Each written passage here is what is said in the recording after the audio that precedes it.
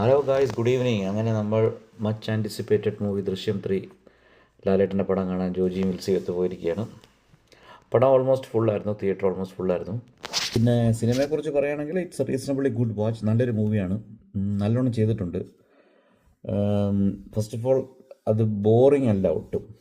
നമ്മളെ ഇൻട്രസ്റ്റിംഗ് ആയിട്ട് എൻഗേജ് ചെയ്തുകൊണ്ട് ലാസ്റ്റ് വരെ കൊണ്ടുപോകും. പിന്നെ ഇതൊരു എന്താ പറയുക, ദൃശ്യം 1 and 2 ആയിട്ട് കമ്പയർ ചെയ്യുമ്പം അങ്ങനത്തെ ഭയങ്കരമായിട്ടുള്ള ട്വിസ്റ്റുകളൊന്നുമില്ല.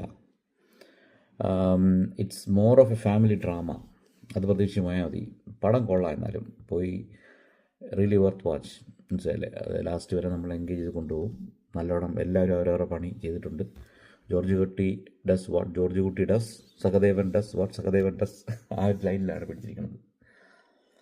പിന്നെ എനിക്ക് ലാസ്റ്റിൽ വന്നിട്ടൊരു 4ാമത്തെ പാർട്ടിനും കൂടെ വരുന്ന എന്തോ ഒരു ഇതിട്ടിട്ടാണ് പോയിരിക്കുന്നത്. അത് വേണ്ട, ഇതോടെ അങ്ങ് തീർക്കണതാണ് നല്ലത്.